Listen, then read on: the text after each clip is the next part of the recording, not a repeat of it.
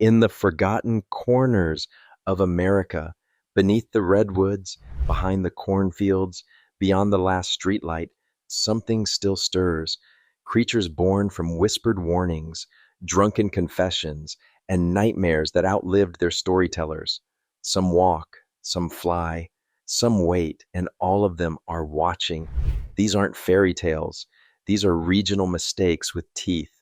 Welcome to 30 terrifying mythical creatures of America, where the monsters aren't hiding under your bed. They're hiding just past the edge of town. You're not supposed to believe, but you might want to keep the lights on anyway.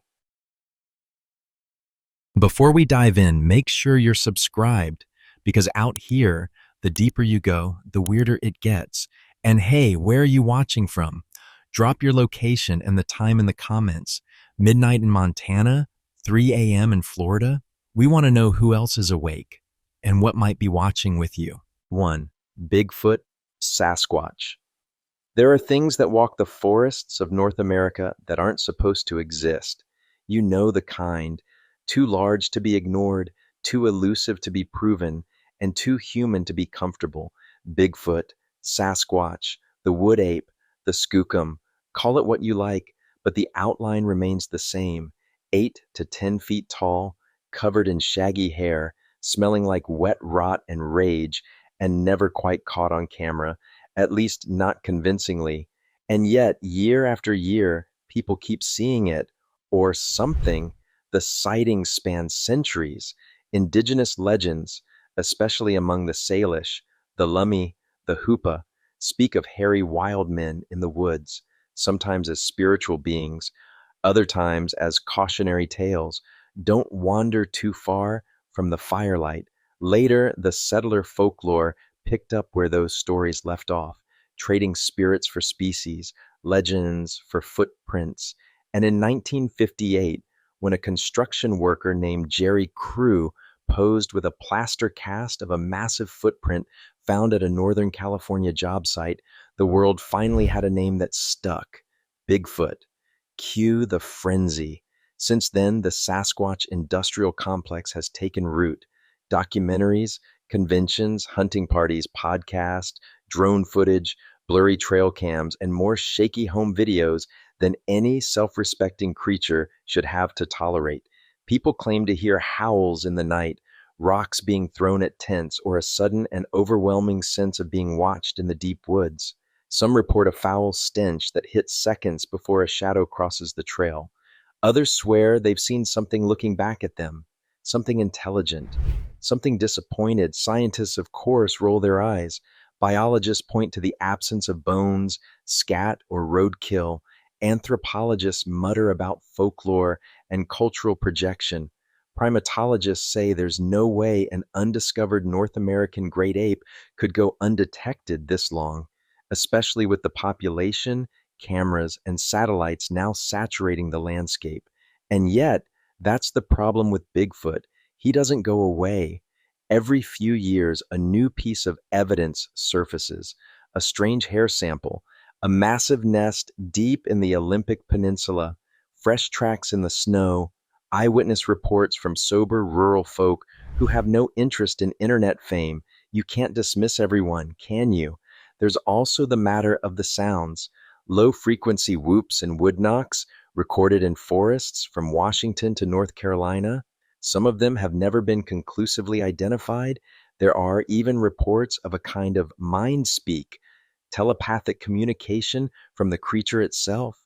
That part gets eye rolls even from seasoned believers, but the testimonies keep coming, like a conspiracy that refuses to finish its sentence. Maybe it's all a mass projection, the modern monster we need, a symbol of wilderness in a world rapidly losing it. Or maybe, deep in the shadowy folds of old growth forests, there's still something watching us, ducking behind trees just in time, leaving just enough to suggest, but never confirm, that it was real all along. And if that's true, if the woods are still hiding something that walks like a man but never wants to be one, then what else might be hiding deeper, colder, and hungrier? Something not content to just watch from the trees, something that doesn't knock, something that wants in. 2. Windigo. The wind moves differently in the dead of winter. It hisses through the trees, bends around cabins, and scrapes at the soul with long, cold fingers. And if you've ever been far enough north, not tourist north, but real north, you might have felt it.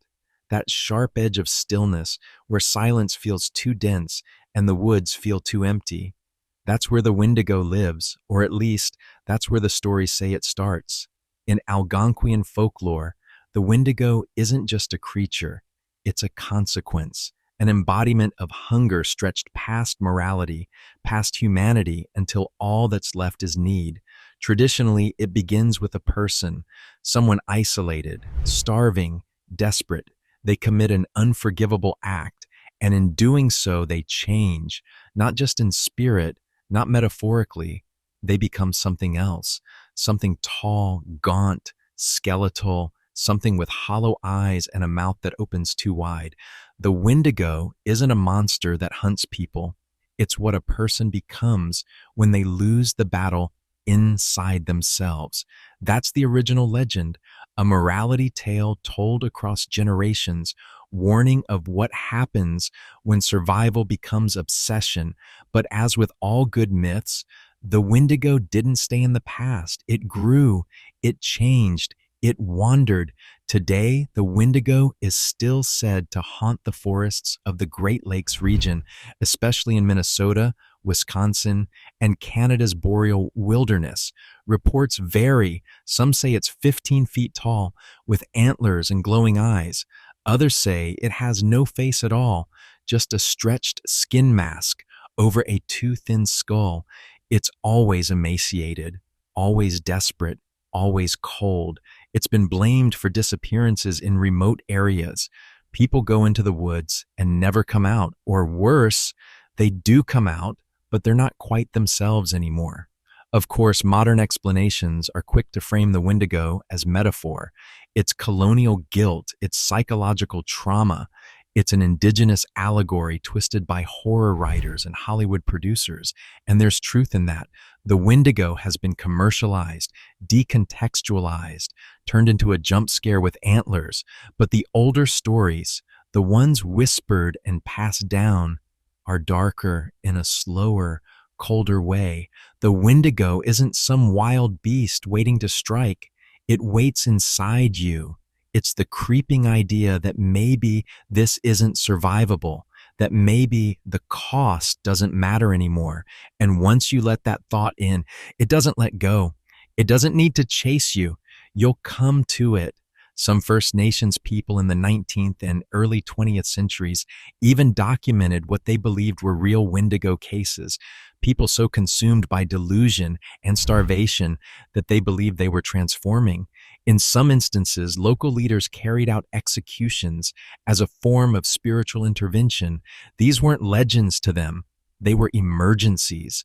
Psychologists have even debated the existence of Wendigo psychosis, a culturally bound disorder where individuals develop an irrational desire to consume human flesh.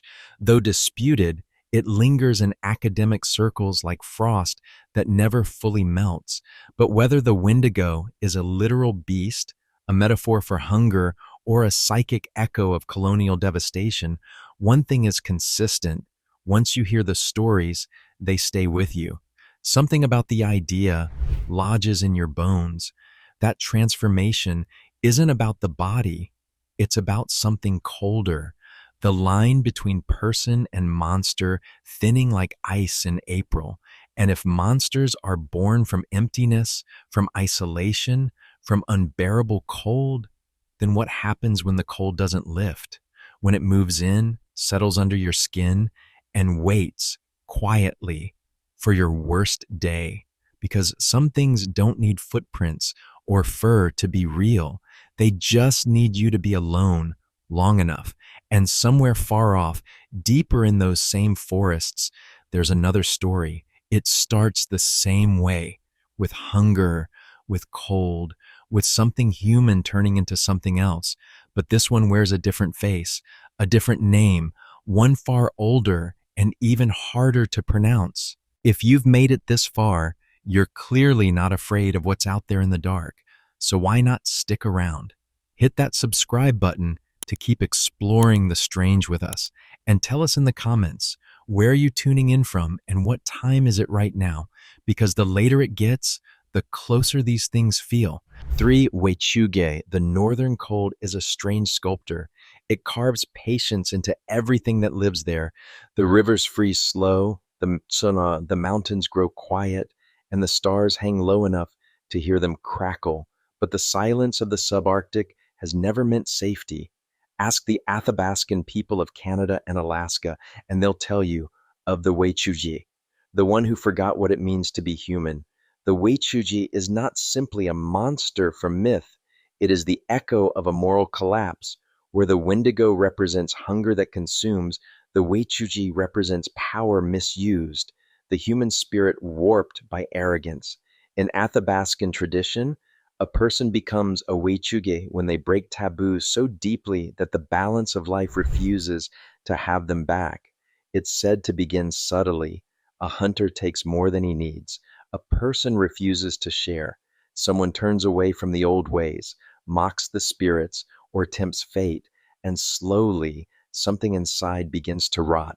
At first, the Wechuge still looks human, but it begins to move differently, too fast, too long, like the body's joints have forgotten which direction they bend. It stops sleeping. It stops speaking. It begins to live more like the things it hunts. Eventually, it crosses the line between man and creature entirely, its mind becoming something sharp, cold, and ancient. The Athabascans say it becomes covered in hair, its face stretching into something between a wolf and a person. But more terrifying than its shape is its intention. It remembers enough of its former life to know what you are and to resent it. Unlike the Wendigo, the Wechuga isn't bound by hunger. It's bound by pride. It believes itself invincible, a spirit with strength beyond measure and no weakness left in its bones. Some say the only way to stop it is to make it forget that pride, to remind it that it was once human. Stories describe shamans setting traps not of steel, but of humility, confronting the Wechuga with symbols of its former life, mirrors, names, songs it once sang. The creature, confused, distracted by its reflection, loses its advantage. That moment of confusion, that flicker of remembered humanity, is the only chance to end it. There are recorded stories of encounters from the 19th century, trappers and missionaries writing of wild men who roamed the Yukon and vanished into the trees when approached. Skeptics call these misidentifications of bears. Others suggest starvation-induced madness, but there's something almost methodical about the Wechuge myth, not a warning about beasts, but about becoming one. It isn't nature that corrupts, it's the human will to dominate it. The Wechuge lives in the liminal places, the half-frozen rivers, the border between the seen and unseen. In some stories, it can even shapeshift into animal form, usually that of a bear or a half-human hybrid. In others, it's a spirit entirely, possessing the bodies of those too weak to resist. What all versions agree on is the outcome. The person never returns. If Bigfoot is the mystery of what still hides in the woods, and the Wendigo is the nightmare of what hunger can do, then the Wechuge is something far more unsettling. The whisper that the real danger doesn't live in the forest at all. It lives in the moment you start believing you can control it. Because pride in these northern stories isn't just a sin, and it's bait. And when the Wechuge takes that bait, when power devours patience and the human heart gives way to something colder, it leaves behind a silence that feels eerily familiar, a silence that stretches all the way down the coast into the pine barrens of New Jersey, where the next creature wasn't born from hunger or arrogance, but from a family curse and a scream that's never stopped echoing. 4. Jersey Devil. The Pine Barrens do not ask to be visited. They wait, a flat, sprawling tangle of pitch pine and sand. New Jersey's infamous wilderness stretches across over 1,000,000 acres of twisted trees, stagnant bogs, and trails that loop in on themselves like they're trying to lose you. It's not the kind of forest that invites hiking. It's the kind that seems to hold its breath until you leave. And somewhere in the middle of all that stillness, something flies. They say the Jersey Devil was born in 1735. Though, like all proper legends, it didn't begin as a monster. It began as a child, the 13th child, to be precise, of a woman named Mother Leeds. According to local lore, she was poor, exhausted, and bitter. When she realized she was pregnant again, she cursed the unborn child out loud. A moment of frustration turned into a lifetime of horror. When the baby arrived, the story goes, it screamed, twisted, and changed. Wings burst from its back, hooves replaced feet, horns split through its skull. Then it flew up the chimney and vanished into the black sky, never to return home, but never far away. What followed were centuries of sightings. Farmers reported hearing unearthly screams in the woods. Livestock turned up dead or missing. Footprints unlike any known animal appeared in fresh snow, some leading straight into trees, others just stopping. In 1909, panic swept across New Jersey and parts of Pennsylvania as newspapers ran headline after headline describing encounters with a strange flying creature. Police officers shot at it. People refused to leave their homes. Schools shut down. The Philadelphia Zoo offered a cash reward for its capture. No one ever claimed it. Descriptions vary: a kangaroo body, a horse's head, bat wings, a forked tail, cloven hooves, but no two reports are exactly alike, and some even contradict. One moment it's flying, the next it's gliding silently across the ground. One moment it vanishes into the trees, the next it's knocking on windows 3 stories up. The only consistency is fear. Every person who claims to have seen it says the same thing. It didn't look like it belonged here, not just in New Jersey. In this world, skeptics have tried to trace the legend to political feuds. Some historians argue that the Leeds family, publishers in colonial New Jersey, were enemies of Benjamin Franklin, who allegedly mocked them as monsters in print. Others suggest misidentified animals, especially sandhill cranes, tall birds with massive wingspans and loud, shrill cries. But a bird doesn't leave hoofprints, and it doesn't knock on your door at midnight. Even today, the stories haven't stopped. Campers in the Pine Barrens report hearing something flapping overhead, something that moves too fast for a bird and too heavy for a bat. Locals still tell newcomers not to follow the strange lights that sometimes appear deeper in the woods, the ones that flicker like lanterns. but vanish when chased. The ones that seem to lead you away from the trail. There's a reason people don't build houses deep in the Pine Barrens, and it's not just superstition. It's the unsettling sense that something watches from above, not from the trees, but from the sky in slow circles, waiting for the dark to thicken. Because monsters born from curses don't die. They linger. They evolve. And sometimes they learn to smile. But if you think the Jersey Devil is strange, wait until you meet the one that comes hopping into the picture next. Antlers, fur, and a full set of taxidermy teeth, smiling like it knows the joke is on you. 5. Jackalope. In the high plains and dry counties of the American West, where tumbleweeds drift like retirees and everything feels about 5 minutes behind the rest of time, the jackalope waits, or lounges, or grins. It's hard to say exactly what it's doing because it's rarely caught doing anything at all. That's part of its charm and its deception. The jackalope is the myth you think you're in on until you realize it might be laughing at you. By definition, it's simple: a jackrabbit with antelope horns, hence jackalope, a creature allegedly born not in myth, but in a motel, more specifically the taxidermy room of a Wyoming inn in the 1930s, where brothers Douglas and Ralph Herrick stitched antlers onto a stuffed rabbit as a prank. Locals loved it. Travelers bought replicas, and from there, the jackalope was off and hopping through American folklore like it had always been there. But the thing about tall tales is that the taller they get, the less you can see where they started. Go back a bit further, and you'll find that horned rabbits weren't invented in Wyoming. Persian art from the 1500s shows hares with horns. German naturalists in the 1700s described horned hares as real species, though with a raised eyebrow. Some believe these accounts were based on rabbits infected with the Shope papillomavirus, which causes hard, horn-like growths to protrude from their heads and faces, a biological horror film hiding inside a veterinary textbook.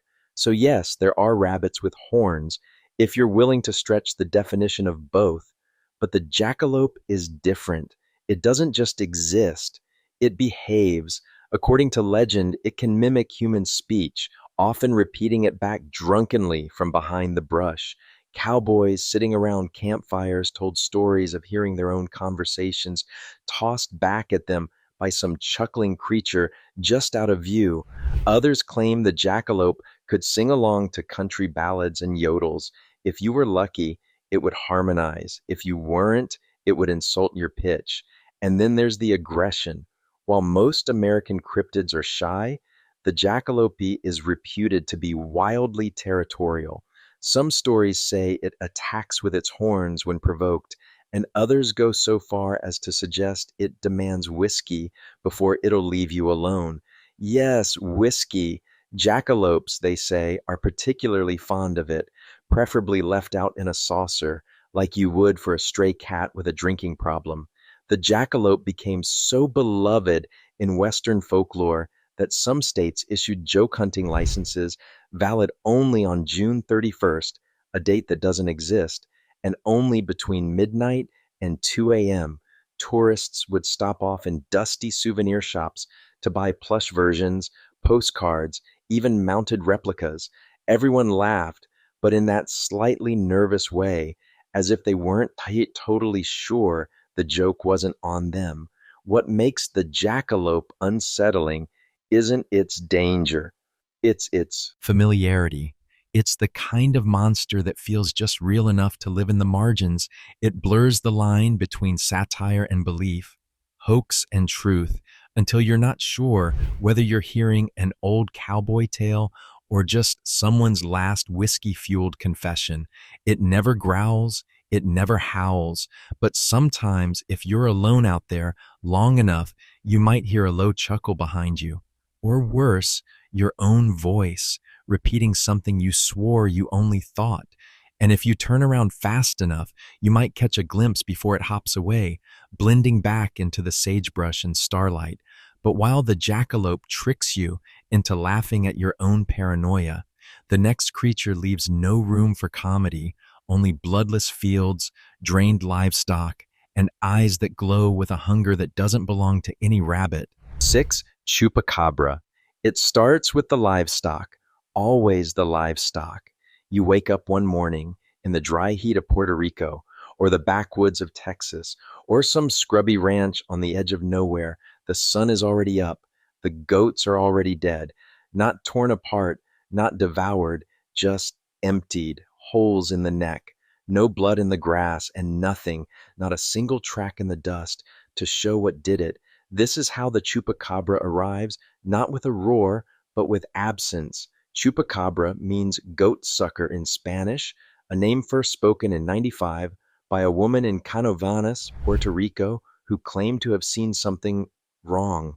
Her description was detailed: 3 to 4 feet tall, spiny back, gray-green skin, big, bulging eyes, and a mouthful of fangs. It stood on 2 legs. It looked like a sick alien or a hairless, mutated dog. It didn't move right, and it definitely wasn't human. Then the killing started. Over 150 animals drained of blood in a matter of months, all under similar circumstances. Puncture wounds, no signs of struggle, no flesh missing, just gone, as if something had come through, collected what it needed, and vanished again. Some experts tried to pin it on stray dogs or coyotes with mange, and sure, there have been videos and photos over the years of gaunt, patchy canines mistaken for something stranger, but mange doesn't account for the surgical precision of the wounds. It doesn't explain the complete lack of blood. And it doesn't account for the way the stories spread, first across Latin America, then up through Mexico, into the American Southwest and beyond. Texas ranchers reported seeing a blue gray creature darting across their fields, leaping fences like gravity was more of a suggestion. In Nicaragua, it was said to jump from rooftop to rooftop. In Chile, entire flocks of chickens were found collapsed in perfect rows, drained and silent. Wherever it went, it left the same calling card, fear with no clear direction. Then came the second chupacabra, a different description entirely. Hairless, canine with a longer snout and fierce claws. It became a kind of cryptid dual citizen, one version spiny and alien, the other mangy and dog-like, both equally elusive. But no matter the shape, the signature remained the same: two puncture wounds, no blood, no footprints. The scientific consensus is, of course, skeptical. Most explanations point to misidentification, disease, hoaxes, and the suggestibility of mass hysteria. A coyote with mange looks disturbing. A few urban legends and a slow news cycle can spiral into panic. We've seen it before, but if it's all a misunderstanding, then why do the details match in places separated by thousands of miles and languages? Why do the stories never fully go away? You can debunk a photograph, but it's harder to explain why so many people, from farmers to city dwellers, from Puerto Rico to Arizona, all see the same silhouette in the dark and feel the same cold certainty that something is watching from just outside the fence line. The chupacabra doesn't need to roar or chase or claw. It just arrives. It does what it came to do, and it's gone before you know it. And while most creatures fade with distance or exposure, this one only grows more surreal the closer you look, which brings us to a different kind of predator, one less hungry, more absurd, more backward. Literally, the next creature isn't hunting you, it's trying to avoid you in the most comically disorienting way possible. 8. Lizard man of scape or swamp. The swamp doesn't whisper, it gurgles, it seeps, it swells up from the earth with a wet, choking breath, blanketing the land in a sticky silence that eats sound and time. Scape or swamp, just outside Bishopville, South Carolina, isn't the kind of place you stumble into by accident. It's the kind of place you drive past at night with your windows rolled up and your eyes fixed forward, pretending you didn't see what just crossed the road. And if you're unlucky, what crossed the road wasn't just an alligator. It wasn't just some snake or raccoon or branch in the wind. It was standing upright. It was green. It had scales, and it was watching you. Enter the lizard man.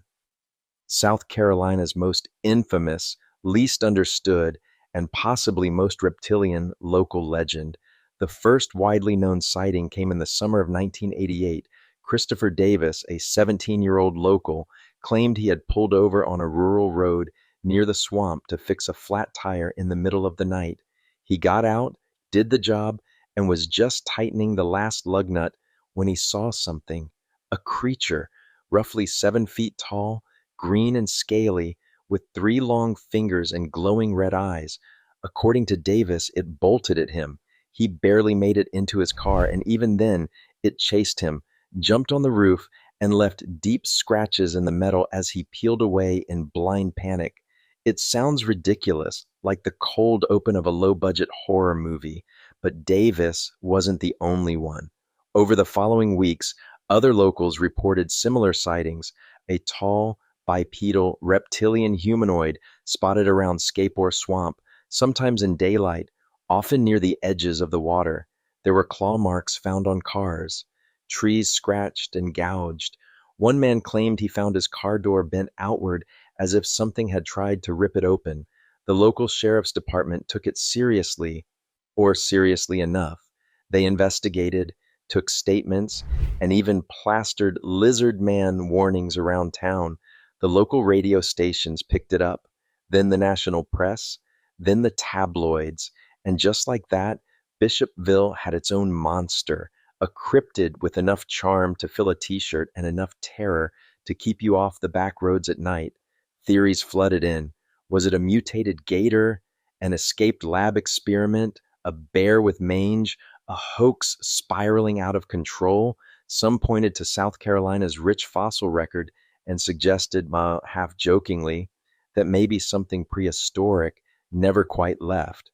Others argued it was mass hysteria fueled by summer boredom and small town storytelling, but no explanation has ever stuck, and the sightings never really stopped.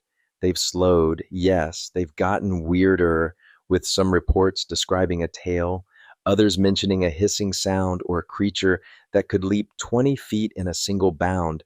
But every few years, someone else comes forward, not seeking attention, not selling anything, just saying quietly that they saw something in the swamp they can't explain, and that whatever it was, it knew they saw it too. What makes the lizard man unsettling isn't just its appearance, it's the environment it comes from. Swamps are ancient places, primordial, slow, and indifferent. Things live in swamps that haven't changed in millions of years. and if evolution can stall out in the muck, who's to say it can't circle back? And just when you think you've seen the full range of America's cryptozoological imagination, from reptilian swamp beasts to antlered rabbits, something even stranger crawls out of Ohio. It's shorter, slimier, amphibian maybe, and depending on who you ask, possibly armed. 7. Goofus bird. If you've ever found yourself deep in the northern woods, somewhere between too cold and too lost, and thought, birds don't usually fly like that, congratulations. You may have just had a close encounter with the most ridiculous menace American folklore has to offer, the goofus bird. Yes, that's the name, and yes, it's earned it. Born from the tall tales of lumberjack folklore, that uniquely absurd genre where the laws of nature are mostly optional and logic is something you tell stories about, the goofus bird is one of the many so-called fearsome critters passed down around logging campfires during the late 1800s and early 1900s. These were the days when men felled entire forests with hand tools, slept in frozen tents, and tried to cope with isolation and exhaustion by inventing creatures more baffling than the workday. But even among fearsome critters, the ones that explode when shot or scream through trees like wind with teeth, the goofus bird stands out. Not for its threat level, not for its power, but for how completely, stubbornly wrong it is. Let's start with its signature trait. The goofus bird flies backward, not by accident, not once in a while. Always. The explanation, according to lore, it doesn't care where it's going, only where it's been. Philosophically profound if you think about it, tragic even, but mostly it just makes the bird look like it's fighting physics and losing. Its nest, built upside down. Of course. Migration patterns, nonsensical. Some say it flies south for the winter, then circles back north halfway through just to check on how things are falling apart. As for appearance, accounts vary. Some say it looks like a turkey in mid-existential crisis. Others describe it as a mishmash of feathers, beak, and legs, none of which seem to agree on direction. Its eyes are reportedly uneven. Its wings are slightly too short for its body. In some stories, it honks like a broken accordion. In others, it just mutters to itself under its breath, possibly about regrets. There's no real danger associated with the goofus bird. It doesn't attack. It doesn't suck livestock dry or drag people into the woods, but that doesn't mean it isn't unsettling. There's something quietly disturbing about a creature that defies function so thoroughly, as if it's not broken, but operating on rules we were never meant to understand, like a living joke whose punchline might just be about you. Some folklorists argue the goofus bird was never meant to be believed, that it was satire from the start, a mockery of puffed-up outdoorsmen who claim to know every inch of the woods. The bird, after all, is designed to be unbelievable, but over time, The line between parody and myth blurs. Stories get retold, maps get drawn, and somewhere between the joke and the memory, belief sneaks in through the back door, kind of like the goofus bird itself. People still report seeing strange birds flying the wrong way in the wilds of northern Wisconsin and Minnesota. Some say they were just disoriented geese caught in a wind gust. Others aren't so sure, and there's always that one guy in the diner who swears he saw one perched on a tree, staring backward, blinking slowly, like it was remembering something it wished it hadn't. The goofus bird may be absurd, but it raises a quiet, uncomfortable question. If even the dumbest monster in the woods refuses to face what's ahead, what does it know that we don't? And not far from those same lonely woods, deeper in the swampy heart of South Carolina, there's something else moving in the night, not backward, not confused, and definitely not laughing. It's not remembering the past, it's hunting. 15. Melon heads. There are things that live on the edge of the map, not in the blank spaces, but in the frayed corners of small town memory, just outside the reach of streetlights and census data. In Connecticut, Ohio, and Michigan, those edges have a name: melonheads. It sounds like a joke at first, a playground insult, a campfire story made up by a bored teenager trying to spook their little brother. But the deeper you dig, the less funny it becomes, because the stories persist, the locations vary, but the image always returns: pale, small-bodied figures with oversized, bulbous heads peering out from the woods with wide, dark eyes and thin, lipless mouths, watching, always watching. Each state has its own version. In Michigan, they're said to inhabit the woods around Ottawa County. In Ohio, it's the back roads near Kirtland, especially around Wisner Road. In Connecticut, you'll hear whispers about the Fairfield County Forest, particularly around the abandoned roads near Shelton. The details change slightly, but the pattern remains unsettlingly consistent. According to local lore, the melonheads are the descendants of people who were hidden away, whether for medical experimentation, disfigurement, or some other unspeakable reason. In some versions, they were patients at an insane asylum or children with hydrocephalus who were abandoned or mistreated by cruel doctors. In others, they were the victims of radiation, disease, or secret government tests gone wrong. The stories say they were driven into the woods and they stayed there, surviving, adapting, multiplying. By now, the woods are their home, and no one agrees on how many of them there are. Some say a handful, others say dozens, packs, families, a hidden colony that's grown up beneath the trees, in decaying shacks or underground tunnels, surfacing only when they need to. That's when the stories start. People driving at night through rural roads report seeing small figures dash across the path, just out of reach of their headlights. Some describe tapping sounds on their windows when they stop. Others say their cars stalled inexplicably, only to see shadowy shapes encircling them in the dark, vanishing as soon as the engine roars back to life. More than one person has claimed to see glowing eyes from the tree line, staring for long minutes without blinking. And then there are the voices, thin, childlike, mocking, as if someone is repeating back your own words with a laugh, just quiet enough to be sinister. Skeptics dismiss it all as urban legend, the usual stew of rural isolation, generational folklore, and bored teenagers playing dress-up in the woods. But the locations are oddly specific, and the fear is oddly consistent. Something about these stories lingers like a bad dream that follows you into the day. No one remembers exactly where they heard them first, but everyone agrees. You don't stop on Wisner Road after dark. You don't take the side trails in the Fairfield Woods, and you definitely don't follow any giggling sounds deeper into the trees. Melonheads don't tear you apart. They just remind you that you're not as alone in the forest as you thought. And there's something profoundly unsettling about a creature that doesn't have to hide behind trees.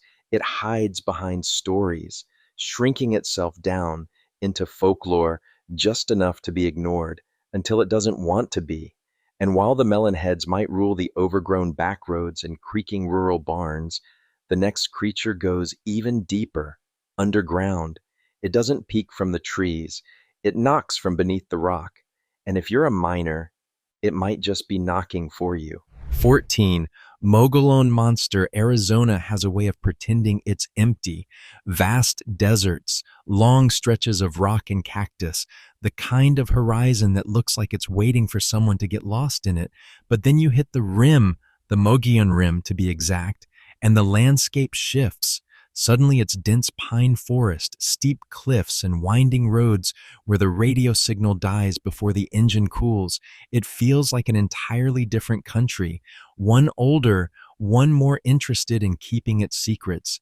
And the biggest secret of all? The Mogollon Monster.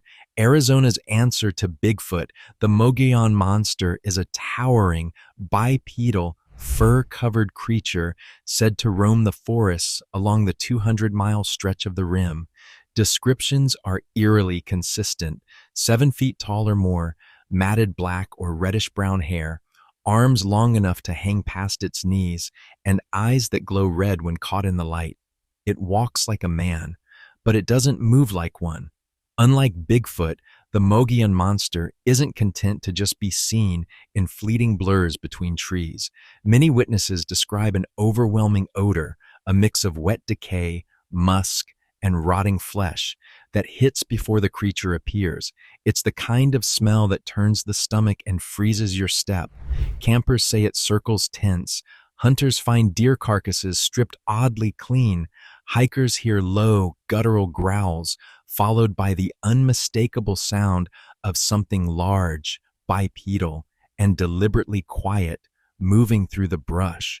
The first widely publicized reports go back to the early 1900s, but local indigenous communities have older stories, tales of tall, hairy men of the woods who watched from the shadows, never intervening, but never entirely benign. The White Mountain Apache have long believed in a creature that fits the Mogollon Monster's description, not as a cryptid, but as a part of the forest's natural order. Not supernatural, not fake, just hidden and ancient. Over the years, dozens of sightings have poured in from Payson, Sedona, and the surrounding wilderness. Park rangers have reported strange encounters, footprints too large to be human, trees stripped of bark 8 feet up, eerie howls that don't match any known animal. And then there's the silence. More than one hiker has described a moment when the forest simply stopped. No birds, no insects, no wind, like the landscape itself was holding its breath. Skeptics chalk it up to black bears, imagination, or the power of suggestion. Arizona's vast wilderness is disorienting, especially at night. It's easy to see things that aren't there, but the consistency in reports, especially the details about the smell, the height, and the unnaturally long arms, gives even hardened debunkers a moment's pause. One particularly unsettling aspect of the Mogollon Monster legend is its behavior. While it rarely shows aggression, there are stories, quiet ones, of it following people, not chasing, just keeping pace, always out of sight, until the person leaves the forest, like a silent escort or a warning. It doesn't appear in urban legend compilations as often as its Pacific Northwest cousin, and it hasn't broken into pop culture with the same intensity, but that only makes it more dangerous in a way. It hasn't been defanged by fame. It's not a meme or a mascot. It's a shadow in the beans that hasn't stopped moving since long before Arizona had highways. And once you've met the Mogollon Monster, or at least heard it, smelled it, felt it, you might never hear a quiet forest the same way again. But deep in that same silence, hiding not in the trees but in the rustling cornfields and abandoned buildings of small-town America, another legend stirs, smaller, stranger, and somehow even more unnerving. They travel in packs, they speak in whispers, and they have heads that aren't quite right. 13. Moon Lake Monster. There are lakes, and then there are the kinds of lakes that seem to breathe, not just move or ripple, but exhale. Slow, heavy, and patient, like they've been alive a lot longer than anything living on land. Moon Lake, nestled in the flat, humid stretches of Mississippi, is one of those places. A natural oxbow lake formed from the meandering Mississippi River. It's quiet, still, and thick with the kind of history that sticks to your skin. People fish there, they camp there, they even swim there, at least during the day. But by night, the stories say something else rises from the water. The Moon Lake Monster is one of Mississippi's lesser-known cryptids, but what it lacks in fame, it makes up for in atmosphere. Descriptions vary, and as they always do, but most agree on the essentials. The creature is enormous, aquatic, and serpentine, with a head like a horse, glowing eyes, and a body long enough to wrap around a boat and pull it under. Some say it resembles a dragon. Others insist it's more like a giant eel or a fish that never stopped growing. Either way, the result is the same, something massive and ancient lurking just beneath the surface. Reports of the monster go back generations, well before cell phones and tourist traps. Old-timers around Coahoma County talk about fishermen who vanished without a trace, their skiffs found drifting empty the next morning. One story tells of a moonlit night in the 1930s when a couple parked by the lake heard a splashing so loud it shook the windows. When they looked out, something longer than their car was slithering back into the water, leaving deep gouges in the mud. Another tale, passed around like gospel, tells of a local man who went frog gigging at dusk and never came home. They found his gigging pole snapped clean in half, jammed into the muddy shore, and his flashlight still on, pointing at nothing. Skeptics, of course, wave it all off. They blame alligators, giant gar, or exaggerated catfish. Mississippi is home to some enormous specimens after all, but even seasoned locals who've seen gators up close admit that the Moon Lake Monster is something else. It's not the way it moves, or even how big it might be. It's the feeling, that creeping dread when the water goes perfectly still, when the frogs stop croaking and the fish stop biting, like the whole lake is bracing for something. Some folklorists suggest that the legend of the Moon Lake Monster is tied to deeper mythologies, river spirits, lake guardians, or even reimagined southern takes on global water cryptids like Nessie or Ogopogo. But unlike those, Moon Lake's version isn't cuddly, it's not charming. It doesn't wave at tourists or play to the camera, it just waits in the dark, surfaces when it wants, and pulls back under without explanation. There's also the name, Moon Lake. It sounds peaceful, doesn't it? Almost romantic. But it's that very contrast that makes the legend more unnerving. The idea that something monstrous lives in a place so still, so beautiful, so normal, like it could happen anywhere, like it already is. And if the Moon Lake Monster is the danger beneath calm waters, the next creature never bothers with subtlety. It doesn't need murky depths or moonlight. It lives on land, in the cliffs and canyons of the Southwest. And it doesn't just lurk, it stares back. 12. Momo the Monster.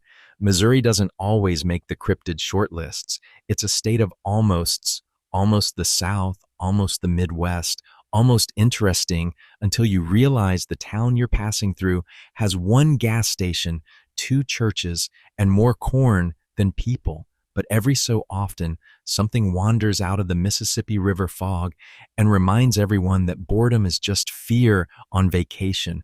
That's where Momo comes in. Momo, short for Missouri Monster, isn't subtle.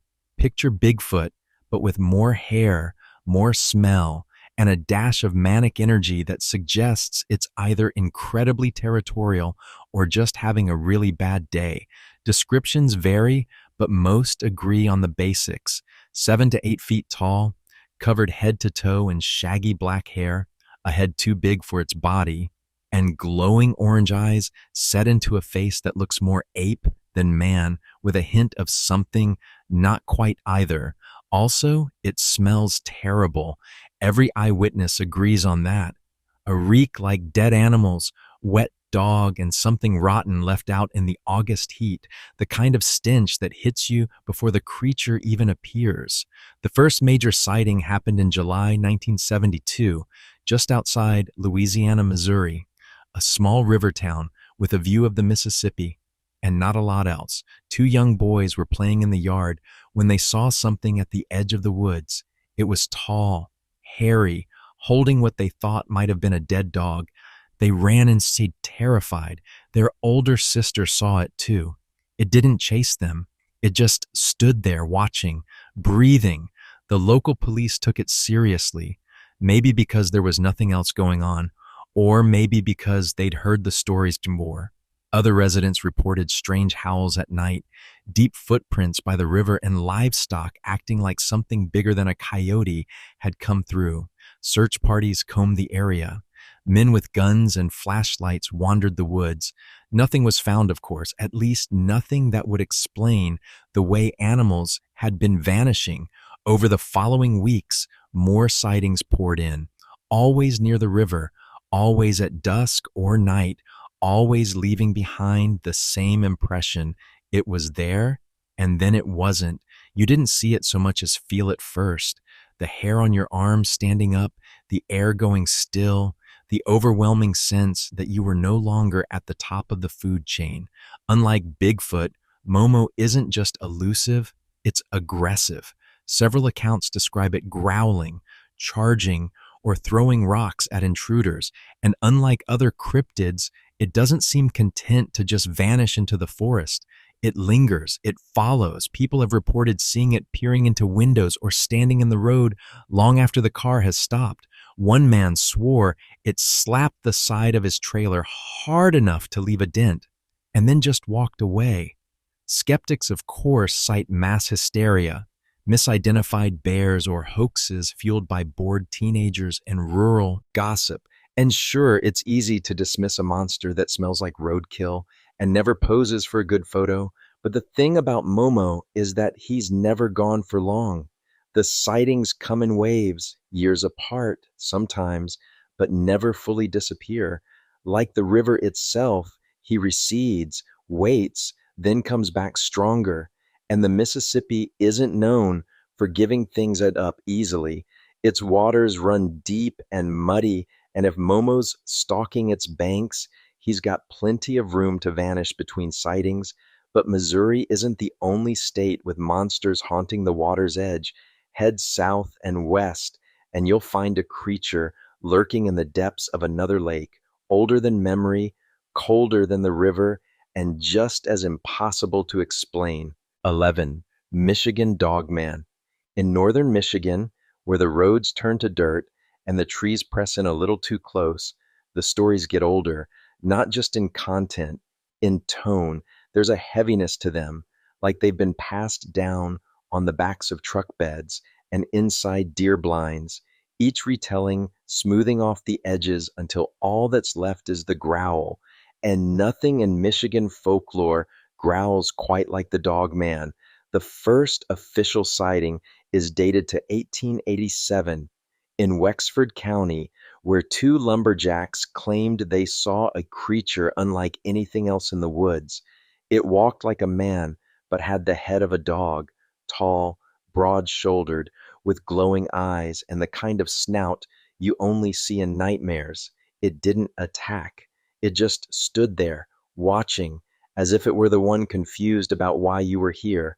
That story might have faded like so many others, if not for what came nearly a century later. In 1987, exactly 100 years after that first encounter, a local radio DJ named Steve Cook aired a song called The Legend. It was meant to be a tongue-in-cheek country ballad, a tribute to Michigan myths. He made it up mostly, but something strange happened after it aired. People started calling in. They weren't laughing. They were relieved. They said they'd seen it too. Reports flooded in from all over the state: Cadillac, Manistee, Even suburban Grand Rapids, people describe the same thing: a bipedal canine between 6 and 7 feet tall, with shaggy fur, digitigrade legs, and the kind of eyes that don't just reflect light, they return it with judgment. It moved fast with unnatural grace, disappearing into the trees like it had always belonged there. Some said it ran on all fours before rearing up on its hind legs. Others said it left claw marks on car doors and deep prints in soft mud. No one said it made a sound, not unless it wanted to. Skeptics, of course, have dismissed the whole thing as a combination of misidentification and media fueled hysteria. Coyotes, big dogs, bears standing upright. And yes, the mind can do strange things when you're alone in the woods, especially if the trees start whispering back. But there's something unnerving about how consistent the stories are and how reluctant the witnesses seem to be. These aren't attention seekers or cryptid chasers. These are hunters, farmers, hikers, people who don't rattle easy. And when they talk about what they saw, their eyes flick toward the tree line like they're checking to see if it's still there or if it ever really left. Some folklorists have drawn comparisons between the dogman and werewolf legends, not surprising given the shared features. But the dogman doesn't follow the rules of those old European tales. No full moon, no cursed bites, no tragic transformation arcs. It's not a man becoming beast. It's something older, more elemental, as if it was here before men showed up and it just never left. Even now, People claim to see it. Dashcam footage, trail cams, glimpses across rural roads in the dead of night, and always the same feeling. That moment when your rational mind says big dog, but your bones say run, because while the dog man might not leave behind blood or bones, it leaves something worse. The certainty that you were seen, that something stepped out of the woods just far enough to be known, and then turned back without fear, like it allowed you to walk away. And further south, along the muddy banks of the Mississippi, another creature waits, this one hairier, louder, and with a smell you'll never forget. If the dogman watches you with cold intent, this one just wants you gone, or maybe eaten. 10. Mothman.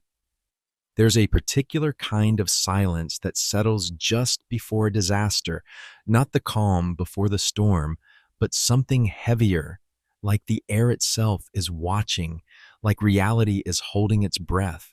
And in Point Pleasant, West Virginia, in the late autumn of 1966, that silence had wings. They called it Mothman because nobody had a better name. Because giant red-eyed thing that flies like a bat and follows your car at 100 miles per hour didn't quite fit in the headlines. The first official sighting was on November 15th, 1966. Two young couples were driving near an old munitions plant known locally as the TNT area, a decaying World War II facility half swallowed by the forest. As they rounded a curve, their headlights hit something standing on the side of the road. It was tall, 6 to 7 feet, gray or black, with enormous wings folded behind it, but it was the eyes that froze them, two glowing red orbs that didn't blink, didn't look away. The thing unfurled its wings and took off, not with a leap or a run, but straight into the air. They floored it. The creature followed, soaring above their car as they sped back to town. The sheriff believed they were terrified. Not drunk, not lying, just shaken by something that shouldn't exist. Over the next year, dozens of sightings followed. Farmers, hunters, children, policemen, they all reported the same creature, winged, silent, and watching. Sometimes it hovered in place. Sometimes it screamed, a piercing metallic screech. Sometimes it simply stood perfectly still, like it was waiting for something. But no one ever saw it act violently.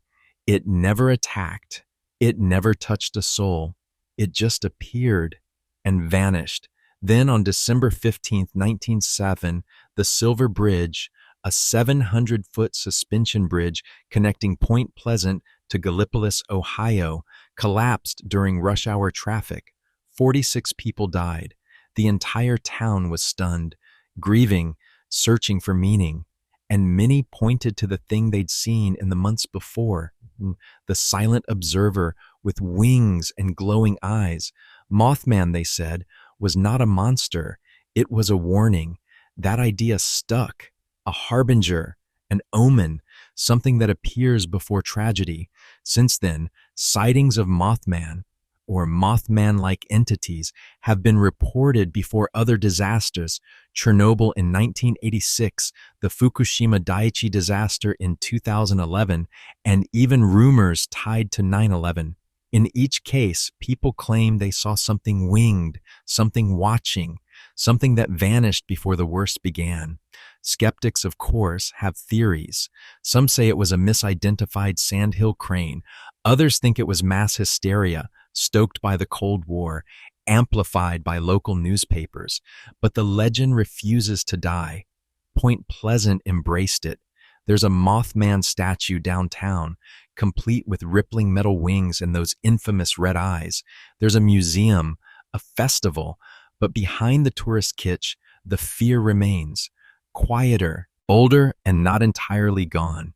Because Mothman isn't about the creature itself, it's about what comes after.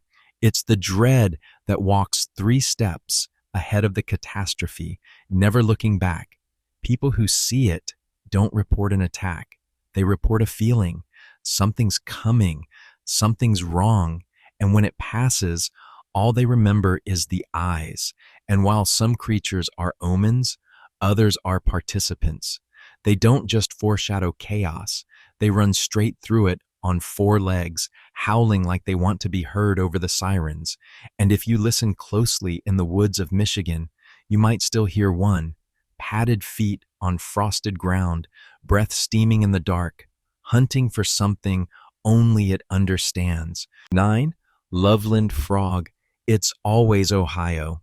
Not the parts with roller coasters or college football or chain diners in endless repetition, but the other Ohio, the liminal Ohio, the kind where the fog rises just a little too thick over the Miami River, where train bridges groan at night with no cars passing over them, and where you catch movement just out of the corner of your eye, but when you turn your head, it's already gone. That's where the Loveland Frog lives, or hides. Or maybe just waits. The first known sighting came in 1955, just outside the small town of Loveland. A man driving along a dark, quiet road near the Little Miami River claimed he saw 3 humanoid figures crouched along the side. They were short, about 3 to 4 feet tall, with leathery gray-green skin, wide mouths, and unmistakably amphibian features. When his headlights hit them, they didn't scatter, they watched. Then one of them lifted a wand, yes, a wand, that emitted a series of sparks before the creatures turned and disappeared into the brush. That single detail, the wand, has puzzled and divided believers for decades. Was it technology? Was it magic? Was it an embellishment? Or was it the one true detail in a report too bizarre for even the tabloids to fully buy into? Then, nearly 2 decades later, in March of 1972, the Loveland Frog resurfaced, this time with police backup. Officer Ray Shockey was driving on patrol around 1 a.m. when something darted across the road in front of his cruiser. He described it as roughly 4 feet tall, with a face like a froggy or lizard, walking on 2 legs. When his headlights hit it, the creature froze, then awkwardly scrambled over the guardrail and into the river. Shockey reported the sighting to his department, probably bracing for the laughter. But then something stranger happened. Another officer, Mark Matthews, saw it too. A few nights later, Matthews encountered the creature and allegedly took a shot at it. He later retrieved the body, or so he claimed, and identified it as a large iguana, about 3 to 5 feet long, with a missing tail. Case closed, according to skeptics. Just a loose pet someone abandoned that had grown too big for its tank and too mean for its owners. But even Matthews's story has shifted over time. In interviews years later, he downplayed his certainty, and no photographs of the iguana ever surfaced. No body, no documentation, just another cryptid filed under probably a lizard and shelved beside the rest of Ohio's long list of weirdness. The real hook of the Loveland frog isn't fear, it's disruption. It doesn't attack, it doesn't stalk, it doesn't drain livestock or mutilate fences. It simply appears where it shouldn't be, doing things it shouldn't be able to do, and then vanishes without a trace. It makes just enough sense to be plausible, and just enough nonsense to haunt you. Locals still whisper about sightings, usually around dusk when the shadows are longest and the river catches the light in just the wrong way. Sometimes they say they hear croaking, not frog croaking, but deep, guttural sounds that seem aware. And once in a while, someone fishing at night will hear a splash too loud to be a bass, too close to be a coincidence, and find themselves staring at ripples that don't settle.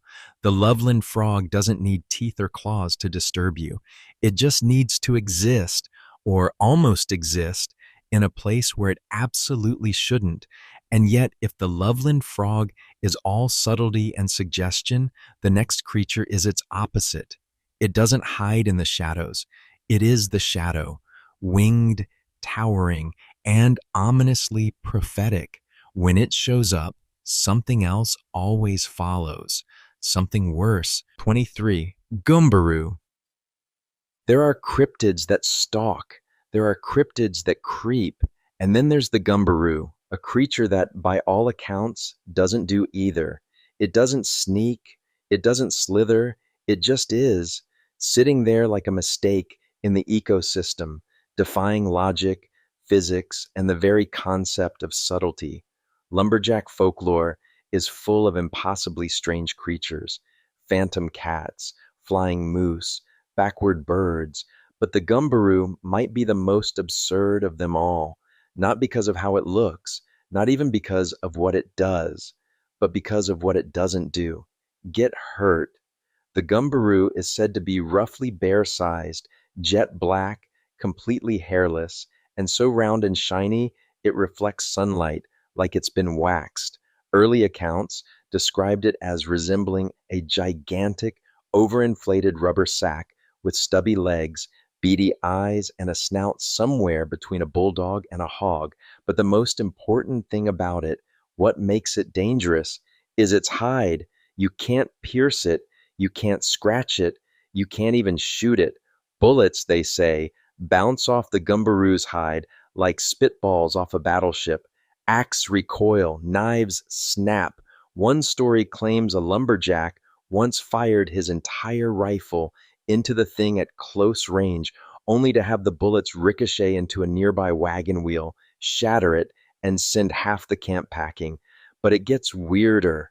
The gumbaroo is also said to be highly flammable, not in a kindling in dry grass kind of way, but in a one spark and the whole thing goes up like dynamite kind of way. Several tall tales end with some unfortunate logger throwing a lantern, or lighting a match, or simply getting too close with a pipe, resulting in an explosion so massive it takes out trees, campsites, and any unlucky witnesses, and yet there's never a body, no remains, just scorched earth and a lingering silence. The gumbaroo supposedly lives in the deep, damp forests of the American Northwest, especially Washington, Oregon, and Northern California. It prefers hollow logs, old stumps, and root tangles, and it doesn't bother hiding. When it moves, it crashes through the underbrush like a bowling ball in a hallway. It's not hunting, it's just existing in a world that clearly wasn't built for it. Some versions of the legend claim it's always hungry, so much so that it can consume entire meals in a single gulp, including pots, pans, and the table they were served on. Other tales describe it as so single-mindedly stupid that it will chase after its own reflection until it crashes into a tree. But no matter how you interpret the details, the result is the same. The gumbaroo is not a predator. It's a problem. It's a living hazard. Skeptics, if they bother to engage with the story at all, write it off as classic campfire nonsense, an exaggerated metaphor for the unpredictability of wild animals, or maybe a warning not to leave explosives near tree stumps. But in certain logging camps, even today, there are still men who swear they've heard something massive dragging itself through the forest, something that made no sound until it was too close, something that shined. Because while most monsters haunt you with eyes in the dark or claws at your back, the gumbaroo haunts you with one terrible question. What if you can't stop it? What if you can't even touch it without setting the whole world on fire? And if you thought the gumbaroo was weird, just wait for the next thing limping through the timberline, tall, spindly, and somehow telescoping like a broken-legged stilt walker. It doesn't run, it adjusts. 22. Splinter cat. The forest has its own version of physics. Things fall without being pushed. Trees collapse with no wind. Boulders crack open overnight. You could chalk it up to erosion or wind stress or the natural decay of time. But if you're out there long enough, especially in the deep woods of the Pacific Northwest, you might hear another explanation passed quietly between loggers and guides. It wasn't the wind, it was the splinter cat. The name doesn't sound threatening. Splinter cat sounds like something you'd find on a cartoon lunchbox, not something that demolishes pine trees for fun, but names are misleading in these parts. The splinter cat is one of those fearsome critters that lives in the strange space between hilarity and horror, a creature so absurd it feels invented until you start noticing how many trees around here look like they lost an argument with something faster, heavier, and more determined than gravity.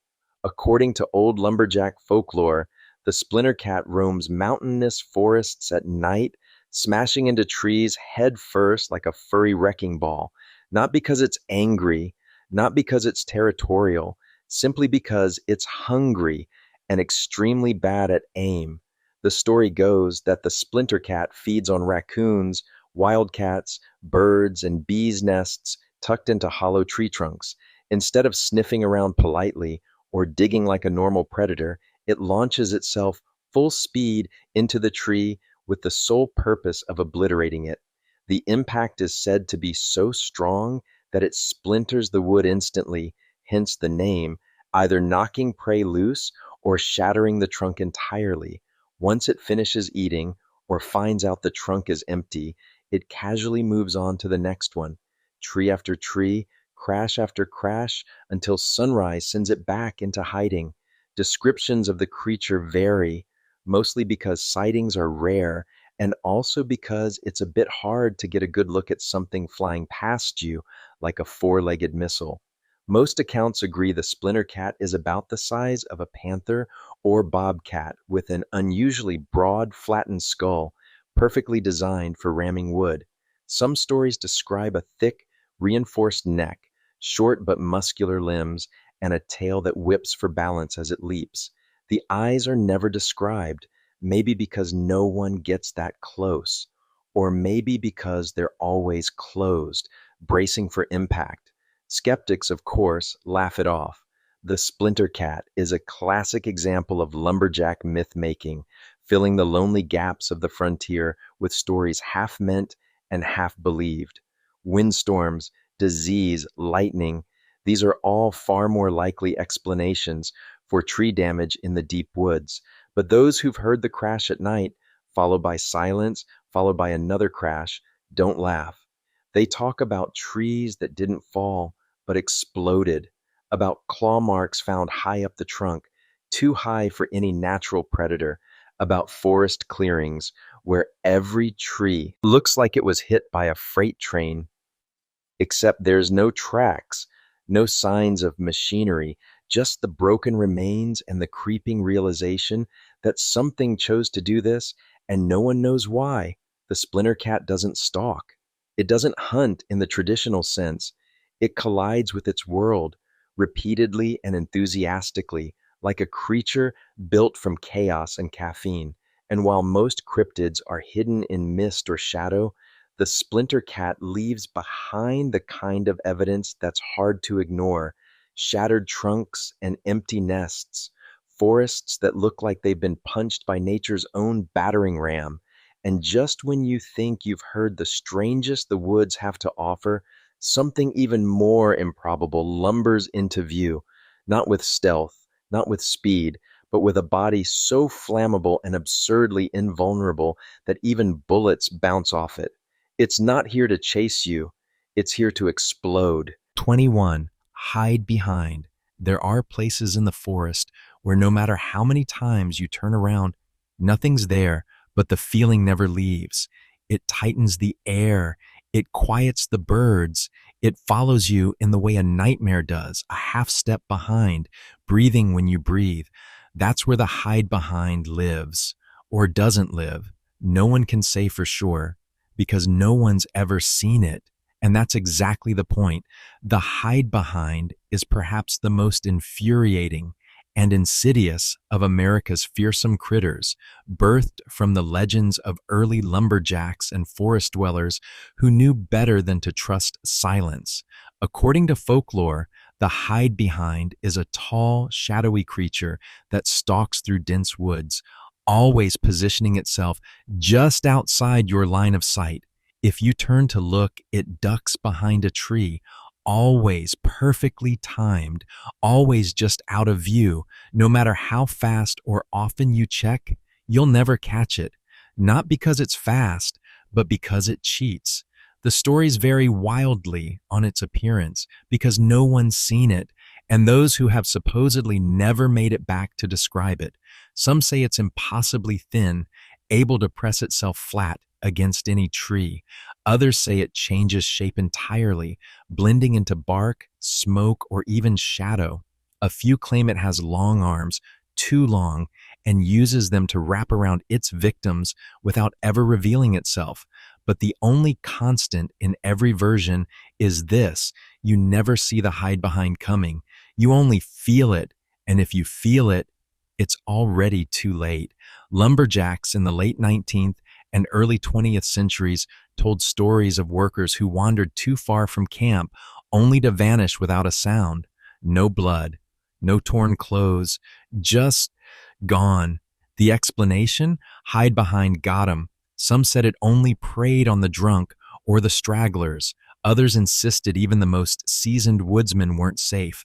The creature was often described as having a particular distaste for humans, especially those who dared enter deep, untouched parts of the forest. In some tales, the hide-behind doesn't eat flesh. It feeds on fear. It waits for you to get just scared enough, just turned around enough, and then it moves in, slowly, silently, smiling maybe. Skeptics argue the legend is a patchwork of cautionary tales meant to scare workers into sticking together and staying sober, and they're probably right. Partly, the hide behind is the perfect invention for a dangerous world where people disappeared all the time. Dense forests, no cell phones, one wrong turn, and you vanish. It's a story with a purpose, but even now, hikers and campers report the feeling, the same eerie presence, the same flicker of movement just at the edge of vision, the same rustle of leaves when no wind is blowing. It's easy to write off, easier to ignore, but the brain has a built-in alarm system, and it doesn't go off for nothing, because the most chilling part of the hide-behind myth isn't the creature. It's the mechanism, the way it never breaks the rule. You never see it. You can't see it. And so you start to question your own senses. You start to doubt the trees. You start to turn around again and again and again. And when the forest finally goes completely still, that's when it's closest. But not every creature stalks with that same subtle cruelty. Some don't hide at all. Some come crashing through the underbrush with the subtlety of a wrecking ball and the aim of a cannonball, smashing their way through trees, boulders, and sometimes cabins, not to catch you, just to see what breaks. 20. Hugog. Among the towering pines and winding logging roads of the American Northwoods, where the line between tall tales and survival instructions often blurs, you'll hear stories that don't start with once upon a time, but with a swig of something strong and a slow shake of the head. Somewhere between myth and migraine sits the hugag, one of the great lumbering absurdities of North American folklore, a creature so impractical, so comically doomed by its own design, it might be funny if it weren't also so strangely sad. The hugag is a product of American lumberjack lore, a genre of cryptids known as fearsome critters, beasts dreamed up in logging camps at the end of long, brutal days to entertain, mock, or maybe warn. These creatures were often reflections of the men who told the stories, tough, half mad from isolation, and used to finding humor in things that would terrify anyone else. But the hugag isn't terrifying. It's unsettling not for what it does, but for what it can't do. According to accounts collected from the early 1900s, especially in the forests of Minnesota and Wisconsin, the hugag is a massive, moose-like animal. It stands taller than a man, has long, drooping lips that hang past its jaw, and legs so stiff and unjointed it can't bend them, not at the knees, not at all. This means the hugag is in a permanent state of motion, always walking because it literally can't lie down. If it ever stopped moving, it would topple over like a felled tree, unable to recover. Its lips, which flop around like ribbons of wet canvas, are said to be so long and rubbery that the hugag has to sweep them out of the way to eat. Some versions claim it only feeds on bark, slurping it from pine trees with a slow, resigned drag. Others insist it gnaws away mindlessly, leaving behind strange, spiral-shaped marks on trunks, like the forest itself had a lazy, spiral-carving ghost wandering through at night. And if you're wondering how a creature that can't lie down, can barely eat, and seems confused by its own anatomy, manages to survive at all, well, that's the real mystery, isn't it? Some say lumberjacks once tried to capture a hugag by felling a tree in front of it. The hugag, unable to stop or step over the obstacle, simply tripped and fell asleep right there, unable to stand again. Others believe the hugag never sleeps, just moves in circles until it collapses from exhaustion and wakes up still moving, too dumb or cursed to know why. There's no malice in the hugag, no glowing eyes, no claws, no pursuit through the dark, and yet it lingers in the imagination more than many of its more dangerous cryptid cousins. Maybe it's the tragic comedy of its existence, or maybe it's something deeper, an echo of the way nature sometimes creates things that don't fit, creatures that shouldn't survive, but do, relics of a different design plan, flaws that learn to walk. And the longer you think about the hugag, the less funny it becomes, because there's something unnerving about a beast that just keeps moving forward because it has to, doomed not by hunger, but by anatomy, a creature that can't rest, can't pause, can't stop. And while the hugag shuffles endlessly through the woods, unable to turn back or lie down, the next creature doesn't walk at all. It waits, hidden behind trees just outside your vision, perfectly still until you turn your back, and then it follows. 19. Lake Worth, Monster, Texas doesn't do subtle. It's a state of oversized personalities, oversized landscapes, and apparently oversized creatures. So when something came crawling out of the water in the summer of 1969 near Lake Worth, just outside of Fort Worth, no one expected it to be small or polite, and it wasn't. The creature would quickly become known as the Lake Worth Monster, but its name doesn't quite do it justice. Some called it a goat man. Others swore it had scales. One newspaper headline dubbed it a fishy goat man, like some kind of rejected B-movie villain, but no one could agree on what it actually was, which made it worse. The first major sighting came in July of that year. A group of teenagers was parked near Greer Island, a patch of land on the edge of the lake known more for late night hangouts than anything supernatural, when they claimed a giant creature jumped out of the brush, roaring and hurling a tire at their car. Yes, a tire. Not your average cryptid move, but the Lake Worth monster never read the manual. Panic followed. Within days, more reports came in. Witnesses described a creature standing over 7 feet tall, covered in white or grayish hair, with goat-like features and large claws.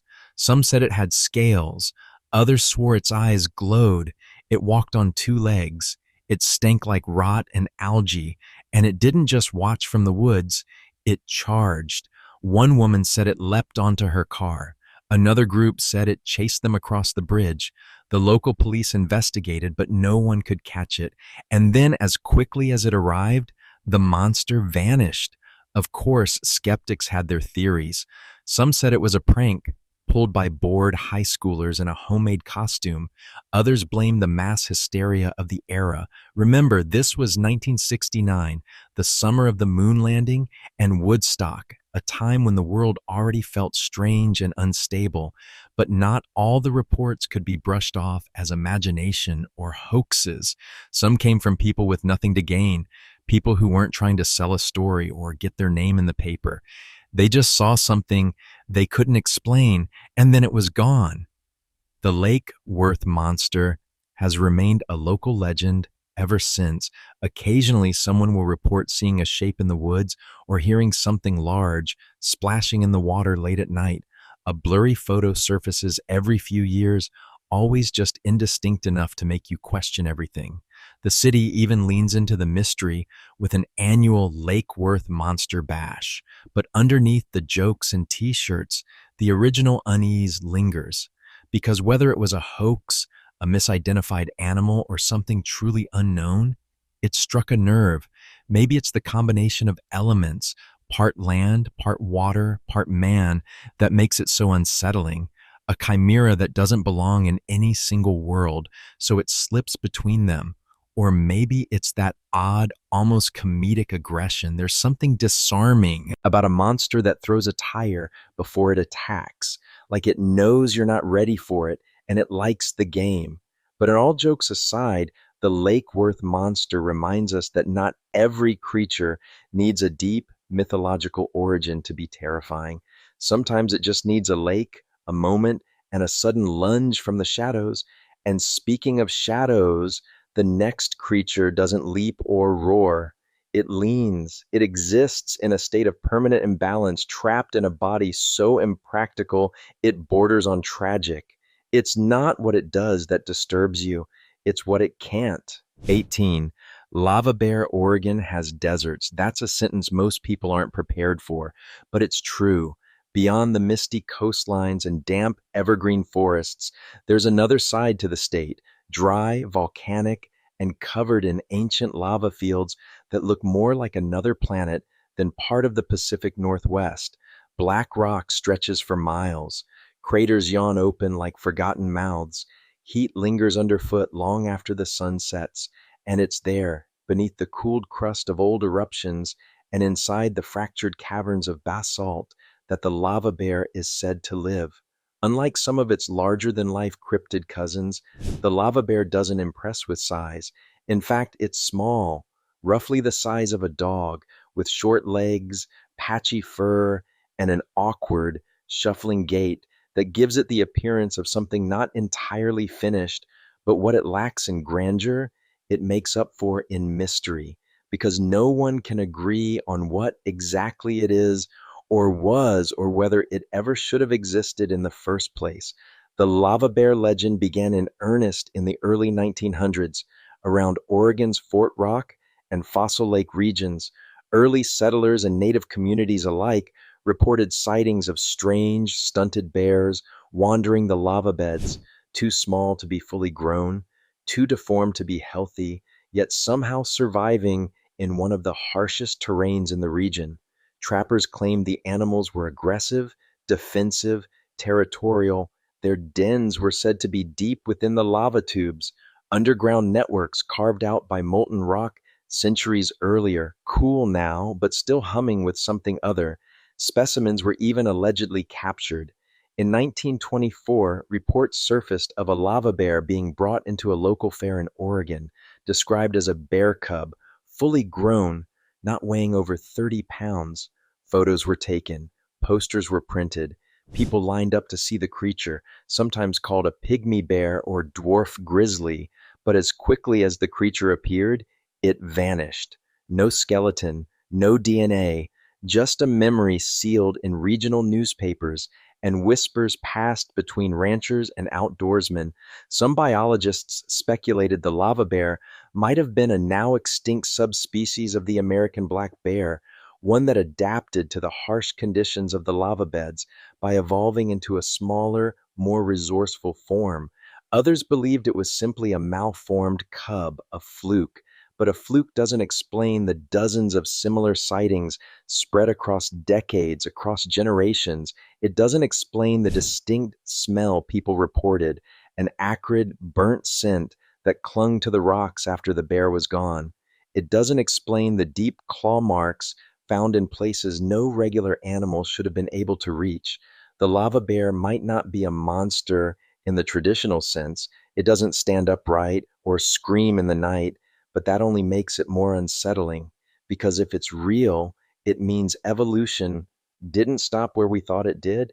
It Kept going, quietly, underground, away from the noise of towns and the lights of cars.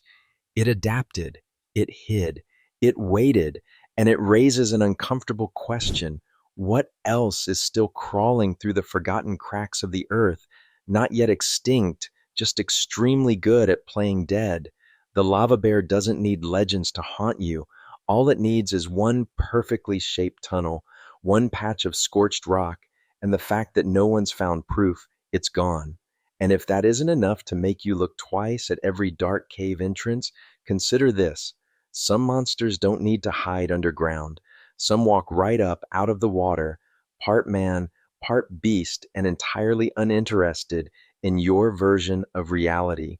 And in Texas, it's been doing just that for decades. 17. Latish. The swamps of Louisiana are older than the country around them. They don't care about borders or maps or even time. They sprawl and shift, pulsing with still water and slow rot. The air is heavy, the trees lean low, and everything feels like it's hiding something. Gators drift like logs. Cicadas scream until the night swallows them whole. And somewhere in the thick of it all, the Latish waits. Pronounced Latish, this lesser known creature comes from the Cajun and Creole folklore of the American South, specifically the bayous, where the line between land and water dissolves completely. Unlike many cryptids, the Latiche doesn't come from an ancient, distant time. Its origin is recent, and that's what makes it worse. The Latiche, they say, was once human, or nearly. According to legend, a Latiche is a child, specifically a child who died before baptism, or one who was abandoned to the swamps as an infant.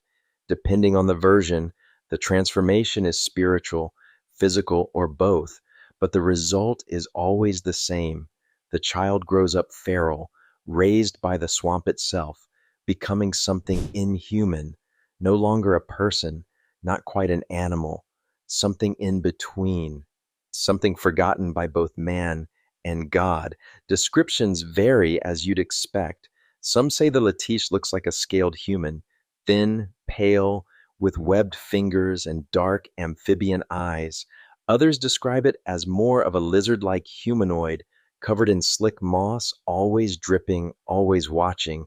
It's often spotted in the water at dusk, just as the light begins to fail, gliding silently between cypress knees, disappearing when approached, resurfacing only to stare.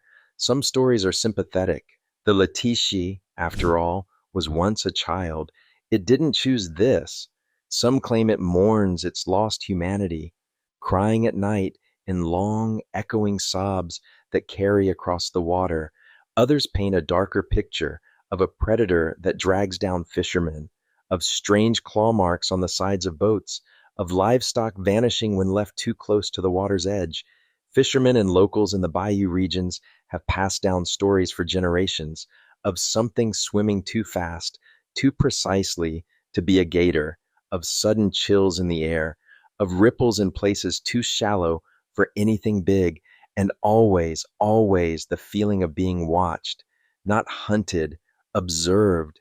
Skeptics say it's just misidentified alligators or the exaggerated product of swamp fever, isolation, and old Catholic guilt woven into folklore. But what makes the Latish endure isn't the sightings, it's the mood, because the swamp is a place of liminality. It's not quite land, not quite water. It's a holding space between the natural and the unnatural.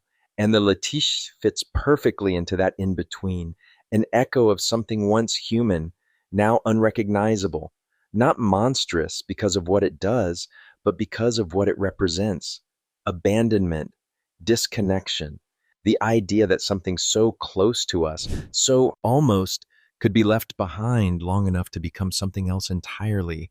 It's not a monster born of rage or hunger, it's a monster born of neglect. And in the waterlogged heart of the bayou, sometimes it surfaces just long enough to remind us it's still there, still watching, still waiting for someone to come a little too close to the edge. But if the Latish is the tragedy of what happens when nature reclaims the unwanted, the next creature is a raw fragment of that same wilderness, primordial, prehistoric, and barely bothering to hide. It's not here to haunt you, it's here to survive you. And it's just as comfortable in lava tubes as it is in your nightmares. 16. Knocker. Before there were safety helmets and fluorescent vests, before modern drills and geological surveys, mining was something closer to a war with the earth. Deep tunnels carved by hand, cracked wooden beams holding back tons of rock, flickering lamps illuminating walls that seemed to breathe.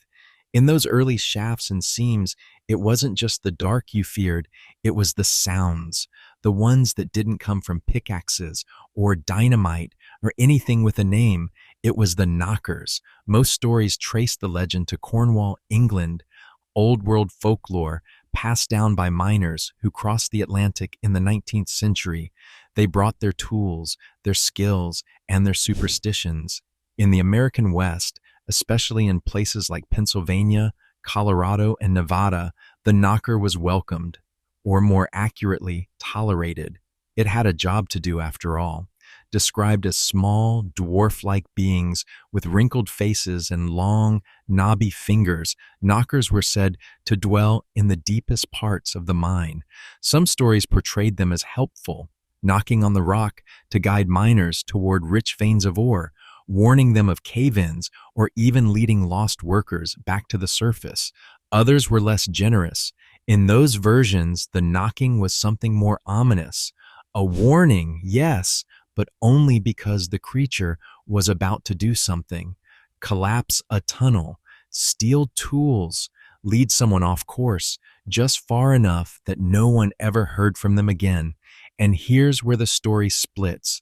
Some miners left offerings, crusts of bread, bits of meat, even tobacco, near dark crevices, hoping to stay on the knocker's good side.